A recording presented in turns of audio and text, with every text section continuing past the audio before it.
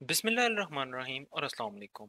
आज की इस वीडियो में हम देखेंगे एक लैब एक्टिविटी को जो कि कंडीशनल स्टेटमेंट्स के ऊपर बेस करती है, और उसमें सवाल हमें ये दिया गया है कि write a program that reads marks, और आगे उसने ब्रैकेट में बता दिया एक वेरिएबल m के अंदर of a subject and prints the letter grade as given below. और उसके बाद उसने कुछ बताए हुए हैं, कोई मार्क्स के ऊपर कोई कंडीशंस है कि भाई मार्क्स अगर ग्रेटर देन 80 हो तो फिर ग्रेड आपने A+ देना है, मार्क्स अगर ग्रेटर देन 70 और लेस देन 80 हो तो फिर आपने ग्रेड A देना है। इस तरह कुछ कंडीशंस बताई हुई हैं। तो सबसे पहले हमारा ये होता है, हम कहते हैं कि भाई सवाल को समझना बड़ा ज़रूरी है इससे पहले कि हम सोल्यूशन पे मूव हो जाएं। तो सबसे पहले हम करते हैं कि सवाल को अच्छे तरीके से समझते हैं, ताकि हमें पता चले कि सवाल में क्या क्या पूछा जा रहा है और क्या क्या हिंट्स उसमें अवेलेबल हैं, जिनकी बेसिस पे हम अपने सॉल्यूशंस को बनाएंगे। तो चलें अब सवाल को एक दफ़ा फिर से पढ़ लें। तो राइट अ प्रोग्राम, तो हमने एक प्रोग्राम लिखना है दैट रीड्स मार्क्स m, ठीक है। तो उसने एक इधर ये हमें देख के पता चल गया कि एक वेरिएबल होगा हमारे पास जिसका नाम है मार्क्स, ठीक है। और हमने कोई स्कैन एफ की स्टेटमेंट को यूज़ करते हुए इनका इनपुट लेना होगा, ठीक है। क्योंकि जाहिर सी बात है रीड्स मार्क्स की जब उसने बात की है तो इधर से हमें पता चल गया कि स्कैन एफ की स्टेटमेंट होगी, क्योंकि यूजर से इनपुट तभी हम रीड कर सकेंगे ना। ऑफ अ सब्जेक्ट तो किसी एक सब्जेक्ट के होंगे, and prints the letter grade, तो फिर आगे हमने ना प्रिंट एफ की स्टेटमेंट को यूज करते हुए ग्रेड प्रिंट करवाना है। अब वो ग्रेड क्या होगा, ठीक है। अब वो लेटर ग्रेड क्या होगा वो आगे ये बताता है कि वो क्या होंगे। तो कहता है कि भाई अब इसके ऊपर ना कंडीशंस बता रहा है। कंडीशंस मुझे इस तरीके से पता चल गई कि ये जहाँ पे ये देखें रिलेशनल ऑपरेटर्स लगे हुए हैं ना, इनको देख के हमें पता चल रहा है कि भाई जहाँ पे ये कंपैरिजन हो रहा है कि वो कह रहा है कि भाई अगर ये ग्रेटर देन हो तो ये करना है, अगर ये लेस देन हो तो ये करना है। तो देख रहे हैं आपकी कंडीशन से एक बन रही है कि अगर देखें मार्क्स ग्रेटर देन 80 हो तो ग्रेड A+ होगा। तो ये अगर वाली जब बात आ गई तो इससे पता चल गया कंडीशनल स्टेटमेंट्स यूज होंगी। तो हमें अब आगे ये बता रहा है कि भाई आगे इसने मल्टीपल कंडीशंस बना दी हैं ऐसी कि अगर मार्क्स ग्रेटर देन और इक्वल टू 80 हो तो आपने ग्रेड A+ दे देना है। अगर मार्क्स जो है वो ग्रेटर देन 70 हो और लेस देन 80 हो तो आपने ग्रेड ए दे देना है। अब इधर एक चीज़ और जो आपने नोट करनी है कि अगर कभी भी इस तरह के सवालों में ये कॉमा का साइन बना हो तो ये और की कंडीशन बता रहा होता है, यानी कि एंड की कंडीशन। तो इसको जब हम ट्रांसलेट करेंगे और कोड में लेके जाएंगे तो हम इसको इस तरीके से लिखेंगे कि m greater than equal to 70 हो एंड, ठीक है, एंड ऑपरेटर लगाते हुए m जो है ना लेस देन 80 हो, तो ये कॉमा इसमें ट्रांसलेट हो जाएगा जब आप कोड लिखेंगे तो। और दूसरी आपने चीज़ ये नोट करनी है कि कुछ ऑपरेटर्स ऐसे होते हैं कि जब आप बाय हैंड कोड लिख रहे हो तब आपको समझ नहीं आती और आप गलती कर देते हैं कि वो कीबोर्ड पे अवेलेबल नहीं होते। तो फिर हमने उनके अल्टरनेटिव रखे होते हैं। जैसे अब ये ग्रेटर देन इक्वल टू का ऑपरेटर है, ये कीबोर्ड के ऊपर तो इस तरह का कोई लेटर नहीं है, तो इसलिए हम इसको जब कीबोर्ड से लिखते हैं या कोड में लिखते हैं तो हम इसके लिए करते हैं कि पहले ग्रेटर देन का साइन डाल देते हैं, उसके बाद इक्वल टू का साइन डाल देते हैं। तो जब आप भी कोड बाय हैंड भी लिखें तो आपने इस चीज़ का ख्याल रखते हुए कोड को लिखना है। तो चलें अब हम क्या करते हैं कि इस कोड का एल्गोरिदम लिख लेते हैं, और इस एल्गोरिदम से फिर हमें ये पता चल जाएगा कि हमारे कोड के अंदर क्या क्या होना चाहिए, और फिर उस पर हम ना कोड को लिख लेंगे। तो सबसे पहले हमें ये पता है कि हमने प्रिंट एफ और स्कैन एफ का हमने भी देखा कि स्टेटमेंट्स यूज़ हो रही थी। इसका मतलब हमें ये इससे बात से समझ आई कि हमें जो है ना लाइब्रेरी इंक्लूड करनी पड़ेगी stdio.h की, तक जो कि स्टैंडर्ड इनपुट आउटपुट की लाइब्रेरी है, ताकि हम स्कैन एफ और प्रिंट एफ के फंक्शंस को यूज़ कर सकें। फिर ये होगा कि हमने जब ये लाइब्रेरी इंक्लूड कर ली तो हमने एक प्रोग्राम को एक स्टार्टिंग पॉइंट देना है। तो उसके लिए हम अपने मेन का फंक्शन बनाएंगे जो कि हमारे प्रोग्राम का स्टार्टिंग पॉइंट होगा। मेन के फंक्शन के अंदर हम चाहेंगे तो हमने ये बताना है कि कौन कौन से वेरिएबल्स हमारे प्रोग्राम में यूज़ होंगे। अब हमारे अगर तो हम कहते हैं मार्क्स हम इंटीजर टाइप के रखना चाहते हैं तो हम इंट टाइप के रख लेंगे। अगर हम कहते हैं फ्लोटिंग टाइप है तो फ्लोट रख लेंगे। फिलहाल मैं कहता हूँ कि इंटीजर टाइप रखते हुए मैं एक ही वेरिएबल अभी मेरे जहन में आ रहा है कि एम जो मार्क्स है ये हमारा सिर्फ वेरिएबल होगा और ये हम यूज़र से इनपुट ले लेंगे। नेक्स्ट हम ये देखते हैं कि भाई हमारे पास ये चीज़ें इनपुट तो आ गई। अब इसके बाद हमने ये करना है कि हमने देखना ये है कि भाई हमने इन्हीं मार्क्स के ऊपर यूजर्स को पहले प्रॉम्प्ट करना है कि भाई वो मार्क्स एंटर करे, क्योंकि अभी तो कोई वेरिएबल बना ना, मार्क्स तो हमारे पास नहीं आए। तो हम यूजर को वो प्रॉम्प्ट किस तरीके से करेंगे, तो हम एक प्रिंट एफ की स्टेटमेंट लिखेंगे और उस स्टेटमेंट के अंदर हम ये कहेंगे कि प्लीज एंटर योर मार्क्स या इस तरह का कुछ भी, तो जिसकी बेसिस पे वो अपने मार्क्स एंटर कर देगा। जब वो अपने मार्क्स एंटर कर देगा तो उन मार्क्स को हमने रीड करना है ना। तो रीड करने के लिए हमें पता है कि स्कैन एफ की स्टेटमेंट होती है जिसकी मदद से जो है ना हम उनको फिर वेरिएबल m के अंदर जो है ना वो स्टोर करवा लेंगे, ठीक है। जब हमारे पास ये वेरिएबल m के अंदर आ गए तो अब हमारे पास वेरिएबल m में कोई वैल्यू स्टोर्ड है मार्क्स की। इसकी बेसिस के ऊपर हम ना आगे प्रोग्राम में क्या करेंगे कि हम ना कंडीशनल स्टेटमेंट्स लिखेंगे, ठीक है। तो ये कंडीशनल स्टेटमेंट्स जो हैं ये आगे से ये डिसाइड करेंगी कि इस टाइम पे किस वाले कंडीशनल स्टेटमेंट ने रन होना है, किस स्टेटमेंट ने बेसिकली रन होना है। अब कंडीशनल स्टेटमेंट हमारी कौन सी होंगी, हमने भी ये देखा था कि पिछले वाले यहाँ पे पिछले पेज पे हमने देखा था कि भाई मल्टीपल कंडीशंस है कि मार्क्स ऑब्टेन्ड की वैल्यू अगर कुछ हो तो ग्रेड कुछ है, फिर अगली कंडीशन में फिर अगर कोई और मार्क्स ऑब्टेन्ड हो तो फिर ग्रेड कोई और है। तो इस तरह की कंडीशन जो है हमें पता है कि इफ़ एल्स की कंडीशन के साथ बड़ी अच्छे तरीके से इंप्लीमेंट हो जाती हैं। इस वजह से हम ये करेंगे कि हम यूज़ करेंगे इफ़ और एल्स इफ़ की स्टेटमेंट्स। ठीक है, तो सबसे पहली कंडीशन हम इफ़ के साथ लिख लेंगे। ठीक है, तो अगर मैं इधर से अब मैं पिछली स्लाइड पे आ जाऊँ तो वही बात कंटिन्यू करते हुए हमारी पहली कंडीशन क्या होगी कि इफ़ और आगे हम ये वाली कंडीशन लिख देंगे जो कि होगी कि मार्क्स आर ग्रेटर देन और इक्वल टू 80। तो फिर हम उसके अंदर जाके लिख देंगे कि प्रिंट एफ कर देना है आपने, और प्रिंट एफ के अंदर आपने क्या लिखना है भाई, ये ग्रेड की जो वैल्यू है ये आपने उसमें डाल देनी है। ठीक है, सेकंड कंडीशन हमारी इसी तरीके से क्या होगी, सेकंड कंडीशन हमारी होगी कि एल्स इफ और आगे ये वाली चीज़ अब आ जाएगी। तो आ जाएगा कि मार्क्स अगर ग्रेटर देन और इक्वल टू 70 हो और मार्क्स अगर लेस देन 80 हो। ठीक है, इसके ऊपर जो है ना आपने इस वाले के ऊपर लगा देना है प्रिंट एफ। तो आप लिख देंगे, तो फिर अगर ये कंडीशन ट्रू हो जाए तो प्रिंट एफ कर देना है आपने ए को। ठीक है, इसी तरह आप ये बाकी सारी कंडीशंस भी लिखते चले जाएंगे एल्स इफ के साथ। और लास्ट वाली कंडीशन में और कोई केस बच नहीं जाता क्योंकि देखें आपने सारी ऊपर कवर कर दी हैं। तो एक तो ये भी आप लिख सकते हैं कि आप इधर लिखें कि एल्स इफ और आप लिखें कि मार्क्स जो है वो लेस देन 33 हो।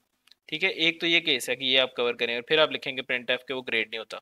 लास्टली इसके अलावा आप ये भी कर सकते हैं कि भाई दूसरा ऑप्शन ये है कि आप सिर्फ एल्स लिख दें, तो तब भी ये कवर हो जाता है क्योंकि इसके बाद तो और कोई स्टेटमेंट आ नहीं रही एल्स इफ की। तो अब हमने बेसिकली एक देख लिया कि हमारे कोड का स्ट्रक्चर क्या होगा। इसको देखते हुए अब हम जाते हैं कंपाइलर के ऊपर, और कंपाइलर पे जाके हम जो है ना अपना कोड लिखेगा जब हम इन्हीं स्टेप्स को देखते हुए कोड को लिख रहे होंगे। तो सबसे पहले हमने ये कहा था कि हमने लाइब्रेरी को इंक्लूड करवाना होता है क्योंकि ये इनपुट आउटपुट की लाइब्रेरी है जो कि हमें इस चीज़ पे यूज़ कर सकेंगे। हम इसको यूज इंक्लूड करते हुए हमें इसका फ़ायदा ये होगा कि हम ना स्कैन एफ और प्रिंट एफ के फंक्शन यूज़ कर सकेंगे। नेक्स्ट हमने जो है मेन का फंक्शन बना लेना है।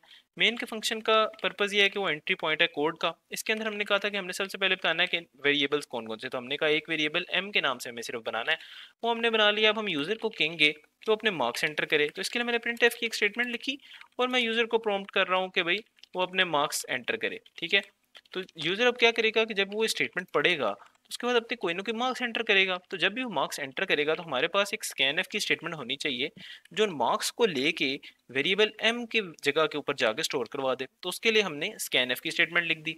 जब ये स्टेटमेंट चलेगी तो जो मार्क्स को एंटर करेगा वेरिएबल एम के अंदर चले जाएंगे। अब मेरे पास जब मार्क्स आ गए तो आगे हमारा ये काम था कि हमने कंडीशनल स्टेटमेंट्स लिखनी थी, और वो कंडीशनल स्टेटमेंट्स ये बताएंगी हमें कि भाई अगर यूज़र के कोई मार्क्स के ऊपर जो भी कंडीशंस उसमें क्वेश्चन में गिवन थी तो उसकी बेसिस के ऊपर क्या डिसीजन मेकिंग करनी है। तो हमने कहा था कि अगर उसमें लिखा हुआ था कि अगर तो marks greater than equal to 80 हो तो आपने ग्रेड उसको दे देना है ए प्लस का। ठीक है, तो हमने इसकी बेसिस पे उसको ग्रेड दे दिया ए प्लस का। ठीक है, और दूसरी कंडीशन ये थी कि अगर मार्क्स जो हैं वो ग्रेटर देन और इक्वल टू 70 हो। ठीक है, तो ग्रेटर देन इक्वल टू 70 और साथ एंड की एक कंडीशन थी, और एंड की कंडीशन में लिखा हुआ था कि अगर मार्क्स जो है लेस देन 80 हो। मतलब कि दोनों चीज़ें अगर ट्रू हो, इसका मतलब ही होगा अगर दोनों चीज़ें ट्रू हो इसका मतलब है कि मार्क्स 70 से लेके 80 के दरमियान में लाए कर रहे हैं। ठीक है, तो इस केस में उसने कहा था कि ग्रेड स्टूडेंट को आपने ए का दे देना है, तो हमने ए का ग्रेड दे दिया। अगली हमारे पास कंडीशन जो थी वो इसी तरह की थी। अब इसको मैं कॉपी कर लेता हूँ, आप अगर कंपाइलर पे हो तो आप कॉपी कर सकते हैं, वरना आपको ये बाय हैंड टाइप करनी पड़ेगी। तो उसमें था कि ग्रेटर देन इक्वल टू 60 हो और लेस देन 70 हो, तो उसमें आपने ग्रेड दे देना है बी का। नेक्स्ट हमारे पास था कि अगर ये 50 से 60 के दरमियान हो। ठीक है, तो फिर इसके लिए यहाँ पे 50 आ जाएगा और यहाँ पे 60 आ जाएगा और इसमें ग्रेड देना था सी का। नेक्स्ट हमारे पास थी कि अगर वो 40 से 50 के दरमियान हो तो इसमें पहले वाले पे आ जाएगा 40 और सेकंड वाले पे आ जाएगा 50, और इस केस में आपने ग्रेड देना था डी का। और न इससे सेकंड लास्ट ऑप्शन था हमारे पास कि अगर उसके जो मार्क्स हैं वो ग्रेटर देन 33 हो और लेस देन हो 40। तो इसका मतलब है 33 से 40 के दरमियान में लाए कर रहे हो। ठीक है, एक्सक्लूडिंग 40, मतलब कि 33 के इक्वल हो सकते हैं लेकिन 40 के इक्वल नहीं हो सकते। तो उस केस में आपने ई का ग्रेड देना है। और लास्ट हमारे पास कंडीशन ये थी कि अगर उसके मार्क्स जो हैं वो लेस देन 33 हो तो आपने कहना है कि भाई वो अनग्रेडेड है। ठीक है, तो ये हमने लिख लिए। अब ना हमें या भी हमने ये भी देखा था कि अगर ये ऊपर वाली कंडीशंस में से कोई भी ट्रू नहीं होती तो आखिरी वाले तो वैसे ही रन होना है अगर आप कराना चाह रही हैं लेस देन, क्योंकि 0 से लेके 100 तक की मार्क्स हो सकते हैं। तो इस केस में आप सिर्फ यहाँ पे एल्स भी लिखें तो ये भी चल जाएगा। अब इन चीज़ों में दो चीज़ें जो है ना वो नोट करने वाली हैं इस कोड में, जो कि मैं आपको कहूँगा आप नोट करें। पहली ये कि हमने इफ एल्स की जब स्टेटमेंट्स लिखी तो इस तरीके से मैंने दो ब्रैकेट्स डाल के उसके अंदर स्टेटमेंट्स को नहीं लिखा बल्कि ऐसे ही स्टेटमेंट्स को लिख दिए। तो इसकी वजह ये है कि जब भी एक स्टेटमेंट आपने लिखनी हो किसी कंडीशनल स्टेटमेंट के अंदर तो एक स्टेटमेंट उसके कंडीशनल स्टेटमेंट के अंदर कंसिडर होती है और उससे अगली स्टेटमेंट उससे बाहर कंसिडर होती है। मतलब कि अगर ये मैंने इफ की कंडीशन लिखी थी ना और इसके बाद मैंने एक लाइन लिखी है जो कि प्रिंट एफ की है, तो ये वो कंसिडर करेगा कि इफ की स्टेटमेंट के अंदर है। लेकिन अगर मैं इधर एक और लाइन लिख दूंगा तो अब ये कंसिडर करेगा कि इफ की स्टेटमेंट का हिस्सा नहीं है। इस वजह से हम ब्रैकेट्स लगा लेते होते हैं ताकि हमें क्लेरिफाई हो जाए कि स्टेटमेंट के अंदर क्या क्या है। तो इन समरी अगर आपने एक ही स्टेटमेंट कभी लिखनी हो किसी कंडीशनल स्टेटमेंट के अंदर जो कि इफ या एल्स इफ की है, तो आपको ब्रैकेट्स की जरूरत नहीं है। तो ये चीज़ आपने नोट कर ली। सेकंड ये देखें कि भाई इफ एल्स की स्टेटमेंट यूज तब होती है इफ एल्स इफ की कि जब आपको ये पता हो कि इनमें से अगर एक कंडीशन ट्रू हो जाएगी तो दूसरी नहीं होगी। इसका मतलब ये है कि वो कंडीशंस आपस में ओवरलैप नहीं करती। तो वो पहली वाली कंडीशन अगर ये कह रही है कि अगर स्टूडेंट के मार्क्स ग्रेटर देन 80 हो तो क्या करना है, जबकि दूसरी कह रही है कि अगर 70 से 80 के दरमियान हो, तीसरी कह रही है 60 से 70 के दरमियान हो, तो आपस में ओवरलैप नहीं कर रही। तो इसका मतलब ये हुआ कि इन सारी कंडीशंस में से एट अ टाइम एक कंडीशन ही रन होगी। और जब वो कंडीशन रन हो जाएगी तो कोड इन सब को अगली कंडीशंस को स्किप करता हुआ इस वाली लाइन के ऊपर आ जाएगा, इस जगह के ऊपर। तो इन चीज़ों को मद्देनजर रखते हुए अब हम कोड को रन करते हैं और देखते हैं कि हमारी एक्सपेक्टेड आउटपुट हमें मिल रही है या नहीं। तो मैं F11 प्रेस कर रहा हूँ एग्जीक्यूट रन करने के लिए। अब मैं कोई मार्क्स एंटर करता हूँ, सपोज मैं मार्क्स देता हूँ इसको 53 के। तो अब ये लाई करते हैं 50 से 60 के दरमियान में, तो ग्रेड आना चाहिए सी। तो हम देख रहे हैं कि ग्रेड सी आ रहा है। इसी तरह मैं एक और बार रन करता हूँ और मैं स्टूडेंट को मार्क्स दे देता हूँ 95 के। तो अब आना चाहिए ए प्लस का ग्रेड। तो अब ये देखें ग्रेड जो है ए प्लस का आ रहा है। और एक दफ़ा मैं इसको और रन कर देता हूँ और मैं इसको मार्क्स दे देता हूँ सपोज स्टूडेंट को 13। ठीक है, तो इस पर अनग्रेड आना चाहिए, तो ये देखें ग्रेड उसका अनग्रेडेड आ रहा है। तो इस तरीके से हमने बड़े ही सिंपल तरीके से इफ एल्स की स्टेटमेंट को यूज़ करते हुए जो है ना ये निकाल लिया कि भाई स्टूडेंट को किसी भी सब्जेक्ट के लिए अगर वो अपने मार्क्स बताता है तो हम उसको उसके अगेंस्ट उसका एक ग्रेड बता सकते हैं। और इसमें कुछ चीज़ें हमने बड़ी अहम नोट की हैं, वो ये कि जिस तरह के हमने देखा कि जब ग्रेटर देन इक्वल टू का साइन कोड में किस तरीके से लिखा जाता है और बाय हैंड किस तरीके से।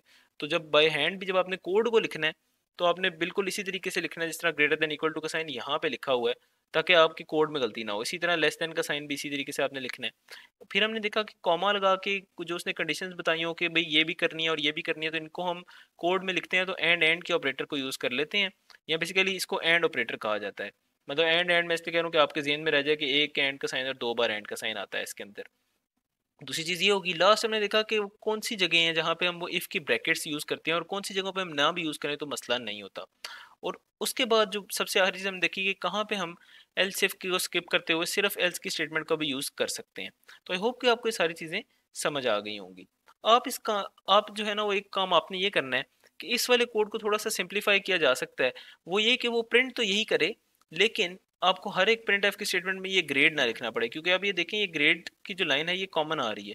तो आप एक छोटा सा काम एक ऐसा कर सकते हैं कि आप एक इफ एल्स स्टेटमेंट से ऊपर एक ऐसी स्टेटमेंट लिखें कि इन सारों में से आपको ग्रेड निकाल दें आप, और फिर भी ग्रेड ऐसे ही प्रिंट होता हुआ आए।